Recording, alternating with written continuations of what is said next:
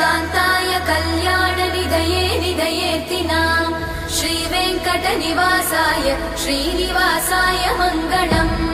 लक्ष्मी सविभ्रमालोकसुभ्रूविभ्रमचक्षुषे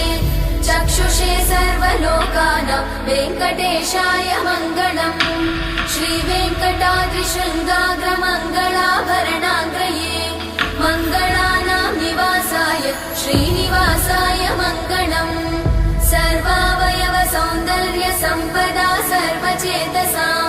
सदा सम्मोहनायास्तु वेङ्कटेशाय मङ्गलम् नित्याय निरवध्याय सत्यानन्दचिदात्मने